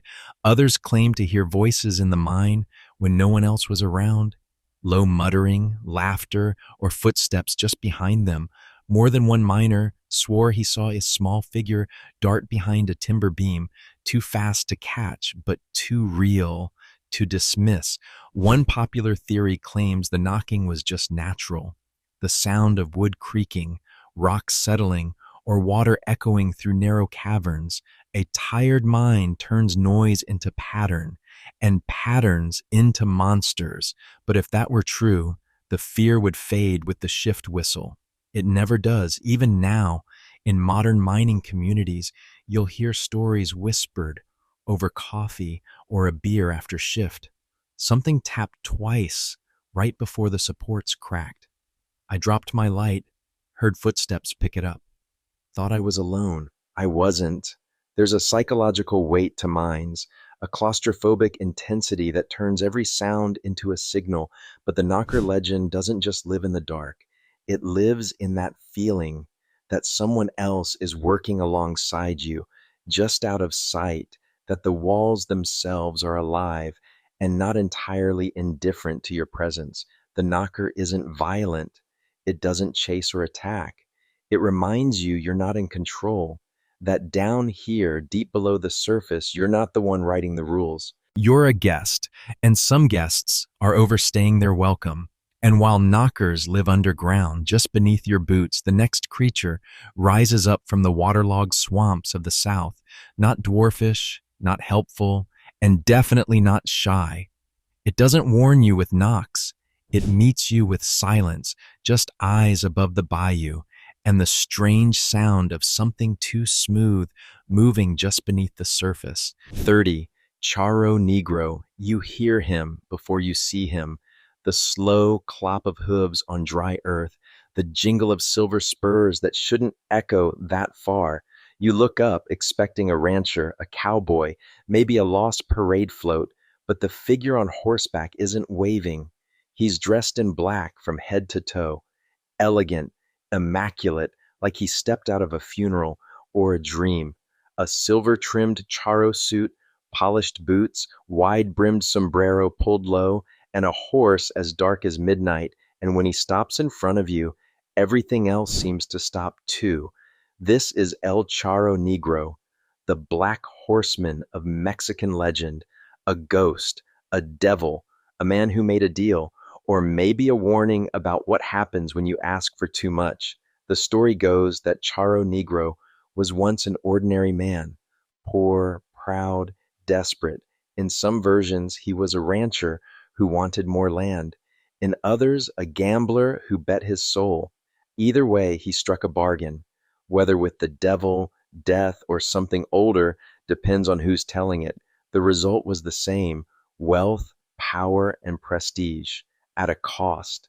And when the debt came due, he didn't pay. He couldn't. So now he rides forever, collecting the debts of others, or worse, tricking the desperate into repeating his mistake.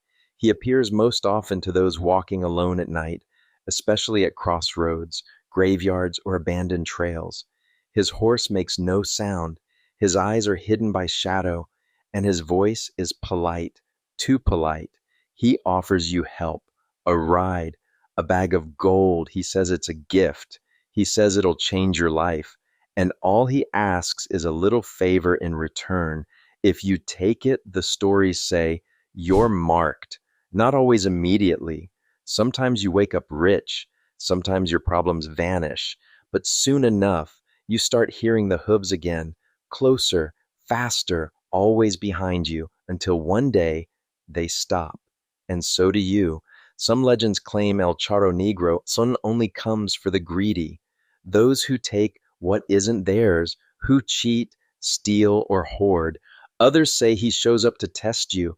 If you refuse his offer, he tips his hat, vanishes into the dark, and leaves you unharmed.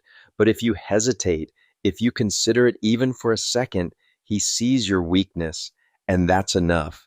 He's not a monster in the traditional sense. He's not hairy or scaled. He doesn't crawl or screech. He's polite, sharp, charming. He's everything you wish you were until you look too closely, until you see what's behind the smile, until you realize the silver on his suit is tarnished, until you notice that his shadow doesn't quite match his body.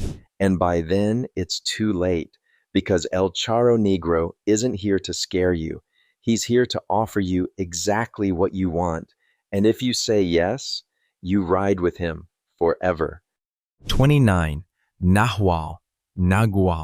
The border between the human and the animal has never been as sturdy as we like to pretend. In modern cities, that boundary is reinforced with technology, language, paperwork, things that seem unshakably human. But in the older parts of the Americas, especially in the villages that existed long before borders and asphalt, people still whisper about the ones who walk freely between forms, the ones who are both. These aren't legends of beasts pretending to be men. These are men who've always known how to be beasts. They're called nahuales in Mexico, naguales further south, shapeshifters, spiritual doubles, shadow selves. The name varies depending on the region, the dialect, the history, but the concept remains the same. A person with the supernatural ability to transform into an animal, usually at night, usually for purposes that fall somewhere between sacred, secret, and sinister. In ancient Mesoamerican cultures, particularly among the Zapotec, Mixtec, and Nahua people, the idea of the Nahual wasn't simply folklore, it was cosmology. Every person was believed to be born under the sign of a day, and that day was connected to an animal. That animal became part of who you were, your tonal, your spiritual counterpart. For most people, it remained symbolic. For a rare few, it became literal. The Nahuals were these rare few. Shamans, healers, sorcerers. Depending on the story, they could turn into their animal form, often jaguars, coyotes, owls, dogs, or turkeys. Yes, turkeys. Don't laugh. In some traditions, the turkey is considered powerful, even sacred. The form didn't matter as much as the intent. And intent, when you're dealing with shape-shifting, is everything. Some Nawalis were protectors, guardians of the village. They patrolled the edges of society, intervening in spiritual matters, communicating with forces beyond comprehension. Others were not. In many accounts, Nahualis used their powers to harm enemies, cause sickness, or curse crops. They moved in secret. Their transformations were not like fairy tales. No full moons, no dramatic morphing sequences. They simply disappeared into the night and something else took their place. Modern sightings still crop up. In rural areas of Oaxaca and Chiapas, locals report seeing animals that move wrong, a coyote that walks like it knows too much, a dog that appears in two towns at the same time, an owl that stares a second too long. Some say they've seen people vanish into the underbrush and come out four-legged. Others find strange footprints, part human, part paw, leading away from doors that should have been locked. Western minds love to file these stories under cryptids, but the Nawal isn't a beast to be tracked or photographed. It's an identity, a secret that lives in someone's bones, which makes it that much more terrifying. You can't trap a Nawal. You can't shoot it. It might be the man who sells you tortillas in the morning or the woman who sweeps her porch every evening, humming songs older than any country on the map. And if shape-shifting is real, if the soul can step in and out of bodies like changing coats, then maybe the real fear isn't what lives in the forest. Maybe it's what lives next door, watching, waiting, knowing exactly what you are and exactly how to become something else. But not all such figures are hidden. Some don't sneak through shadows or slip into feathers. Some ride straight toward you, proud, polished, and dressed to kill. Literally. If the Nahual hides its nature behind a human face, the next one wears its darkness like a suit. 28. La Llorona.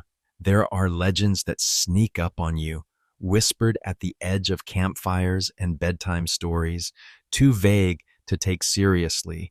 And then there's La Llorona, a legend so soaked into the soil of the Americas that people stop telling it as a story and start telling it as a warning, a voice carried on the wind, a silhouette by the river, a cry that's never quite human.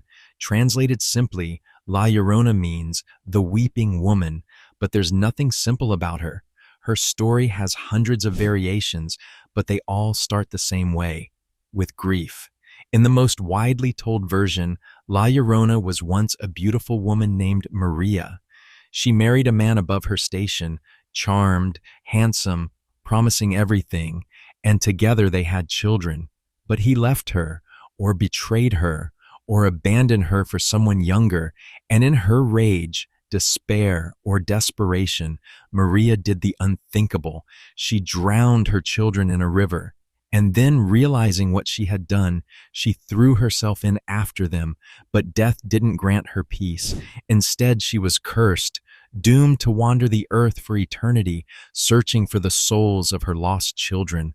Her voice is said to echo through valleys and along riverbanks, a long, heart-shattering wail, "Ay, mis hijos," Oh, my children. That's where the legend begins, but where it goes, that depends on who you ask.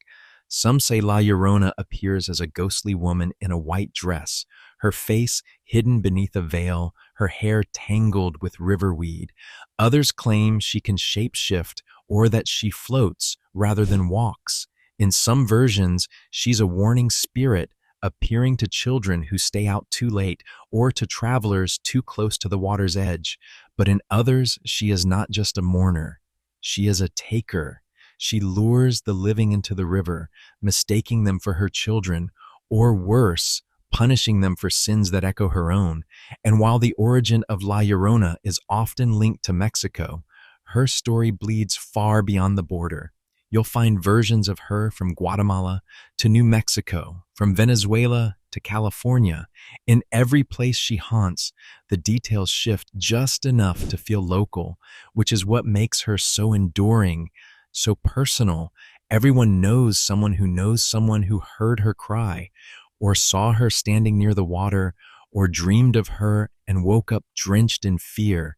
Folklorists suggest she may be a syncretic figure, born from the collision of Spanish Catholicism and indigenous beliefs, a kind of cultural guilt ghost reflecting the traumas of colonization, motherhood, and moral fall.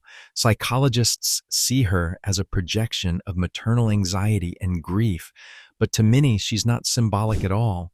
She's real, not in the caught on camera sense, real like a chill you can't explain, real like the sudden urge to step back from the edge of the river, real like a cry that sounds too close to be wind. La Llorona isn't just scary because of what she might do. She's scary because she was Once like us and became something else, not out of malice, but out of loss. And if grief can twist a soul into something eternal and sorrowful, then what happens when the very shape of a person isn't fixed at all? When the body is only a shell and the spirit inside it was never quite human to begin with? The next creature doesn't mourn, it mimics, it changes, and it walks among us closer than we think. 27. Rougarou, Loup-garou. The swamps of Louisiana are heavy with secrets, not the kind that sit quietly in the dark. These secrets breathe. They bubble up through the bayou, hang in the moss-draped cypress trees, and slip between the planks of old wooden porches just as the sun goes down. And among all the things whispered about in Cajun country, the ghost stories, the curses, the deals made too close to midnight, none is more infamous or more feared than the rougarou, also known as the loup-garou from the French loup, meaning wolf, and garou, a variation of werewolf. This shape-shifting creature isn't just a tale borrowed from European folklore and dropped into the southern swamps. It's been reclaimed by the land, warped, regionalized, and steeped in generations of cultural memory. It's part myth, part morality tale, and entirely unsettling. The rougarou is said to be a human curse to transform into a half-man, half-wolf creature, walking upright, covered in fur with glowing red eyes and a hunger that's less about food and more about punishment. Unlike the classic werewolf myth, the rougarou's condition isn't tied to the moon. It's not triggered by biting. It's not about getting caught in the wrong place at the wrong time. It's about breaking the rules. In many Cajun legends, the curse of the rougarou is passed down through sin, failing to observe Lent, violating spiritual obligations, or meddling in things best left alone. These were once enough to doom you to 7 years as a beast. 7 long years wandering the swamps, unable to speak, unable to stop yourself. You might wake up muddy and bloodied with no memory of what you've done. Or worse, you might remember everything. Other versions of the legend tell of the rougarou as a cursed soul passed down like a virus, not through bites, but through recognition. If you look into its eyes and survive, the curse passes to you. Now you're the one who changes, who forgets, who hides. But there's a catch. If you speak of it, if you reveal what you are, you die. And so the rougarou persists, half folklore, half whispered warning. People still leave talismans by their doors. Some say a line of salt or a dozen small objects like pennies or rice will confuse the creature, forcing it to count them until dawn breaks and the curse recedes. A strange defense, but oddly specific, and specificity always makes legends harder to dismiss. Skeptics dismiss the Rougarou as nothing more than a Louisiana twist on the European werewolf myth, a leftover relic of French Catholic colonists mixed with local superstition. But ask anyone who's lived near the bayou, and they'll tell you the same thing. Don't go out alone after dark, not just because of gators, not just because of the terrain, but because something walks out there, something that sounds almost human, something you might recognize. And that's what makes the Rougarou so disturbing. It blurs the line between Person and predator, between who you are and what you become when you forget what holds you together. Because some monsters don't come from outside, some are grown slowly inside your own reflection. But not every haunting begins with transformation. Some begin with a loss, a voice calling through the night, weeping, warning, mourning something that cannot be fixed. And if you follow that voice, the next creature won't turn you into a beast. It might just lead you somewhere you were never meant to go. 26. Ozark Howler. In the tangled wilderness of the Ozark Mountains, where fog slides between the trees like spilled smoke and the hills echo with sounds you can't quite place, there's something that doesn't wait for introductions. It doesn't lurk quietly in the background. It doesn't peer at you from behind branches. The Ozark Howler makes itself known, and when it arrives, you don't see it first. You hear it, a sound like a wolf's cry tangled in a tornado, like a freight train made of agony and breath, a howl that cuts through trees and logic alike. Some say it sounds like a woman screaming. Others say it's more like a banshee, a war cry of something ancient and angry. Whatever it is, once you hear it, it's already too late to unhear it. The Ozark Howler doesn't announce itself to be found. It announces itself to be avoided. Spanning Missouri, Arkansas, Oklahoma, and into parts of northern Texas, the Ozark Howler has haunted this rugged stretch of the American interior for over a century. It's not a fringe legend. Locals have passed down stories since the 1800s describing a massive, cat-like creature, often the size of a bear, with thick black fur, glowing red eyes, and twisted ram-like horns curling from its head. Some accounts say it's more canine, others describe it as panther-like, but deformed, bulkier, wrong. The only thing consistent is the sheer wrongness of it, a creature that doesn't belong yet refuses to leave. Sightings tend to spike after storms or during times of unusual animal behavior. Farm dogs refusing to leave their porches, deer vanishing from hunting trails, or birds taking off in a unified burst with no visible cause. More than one hunter has come forward, describing an encounter where they felt they were being stalked, not by something silent, but something just loud enough to be terrifying, something that wanted them to know they were no longer the top predator in the woods. One of the earliest written mentions of the howler came from settlers in the 19th century who blamed the creature for killing livestock and spooking horses. They didn't call it a cryptid, they called it the black howler and considered it a beast, a real animal, part of the landscape like bears or mountain lions, but different, smarter, meaner, more deliberate. Modern explanations tend to lean toward misidentification. Could be a black bear, could be a large cougar with a vocal injury, maybe a hoax. But there are no confirmed black mountain lions in the region, and cougars, as a rule, don't have horns. Some cryptozoologists argue the howler is a folkloric cousin to other spectral beasts, like the black shuck of British legend or the barghest of Yorkshire, phantom hounds that appear before death or disaster. Others say it's a remnant species, something prehistoric that slipped between the cracks of extinction and just keeps going. But ask the people who've heard it.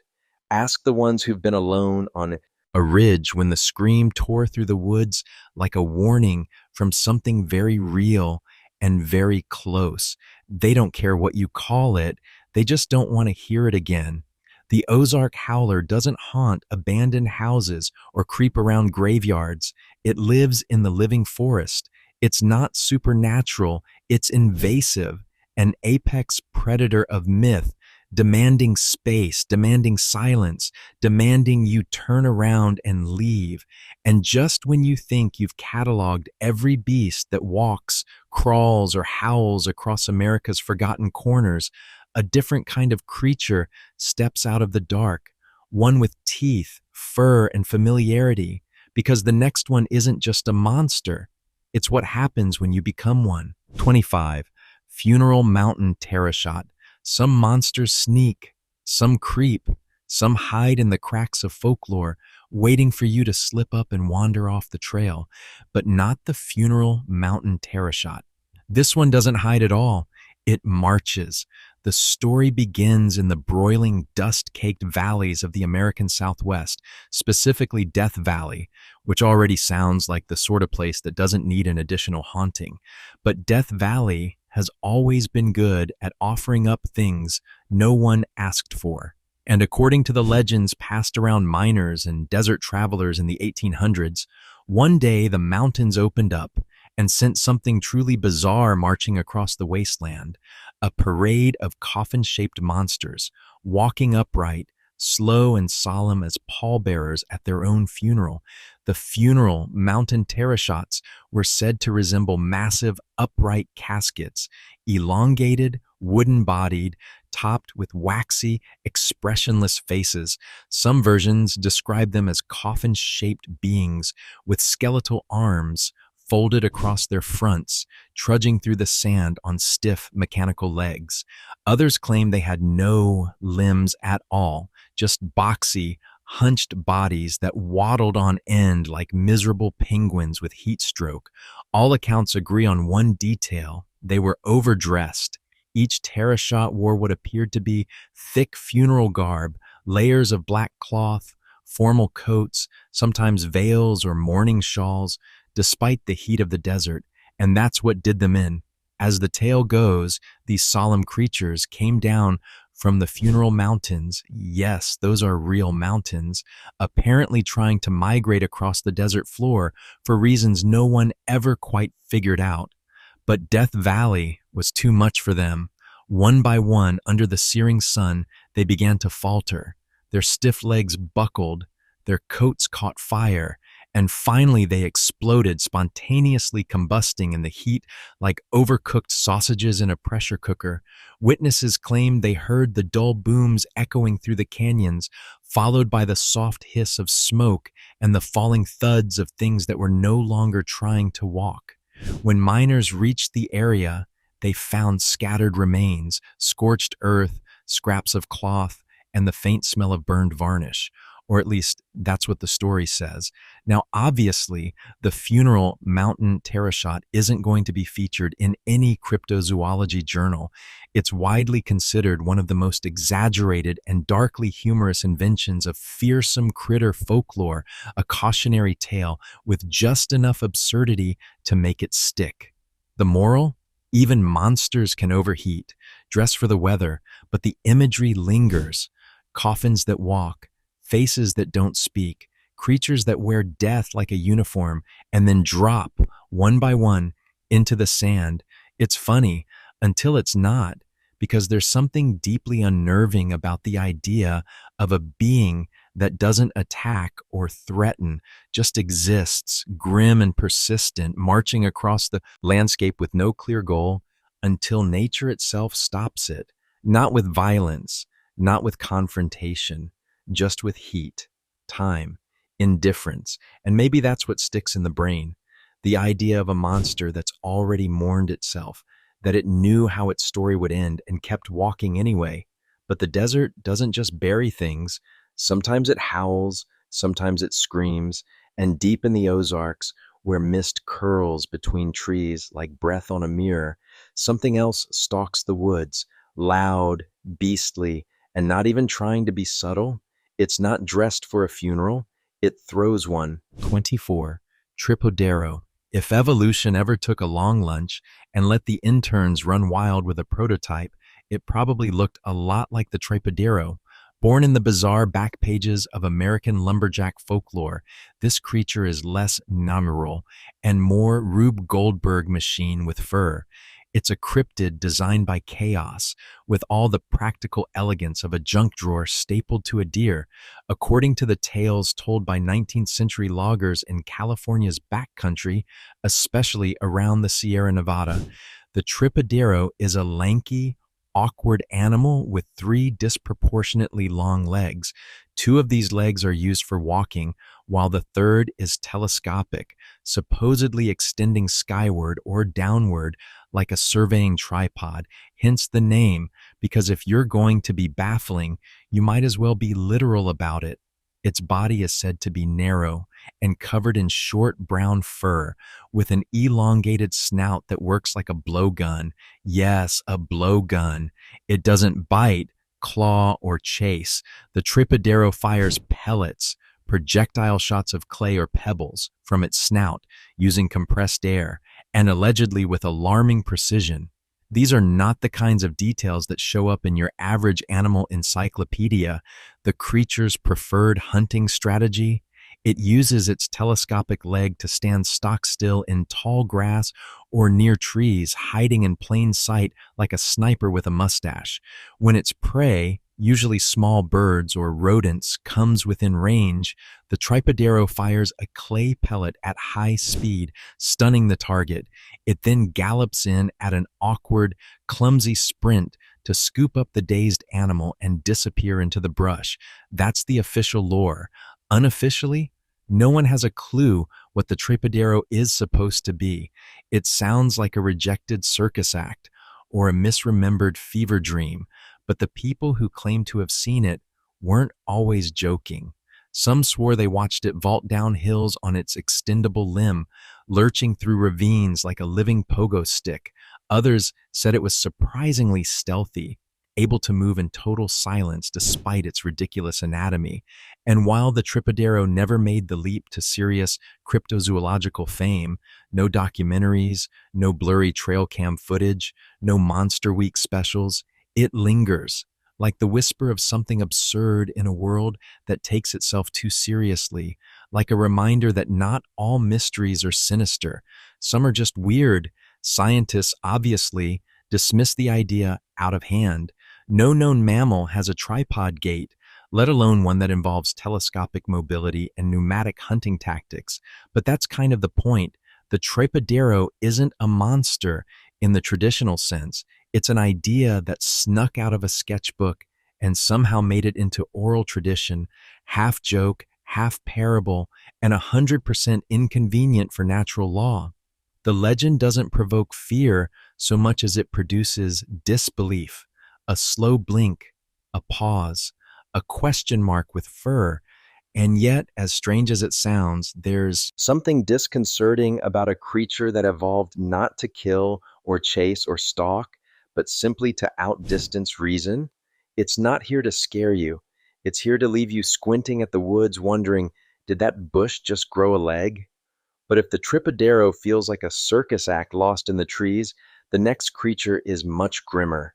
Because sometimes the monsters aren't odd or elusive. Sometimes they come in black suits with hollow eyes and the unmistakable thump of something heavy being dragged through the desert. They walk upright, they carry coffins, and they're already halfway to your door.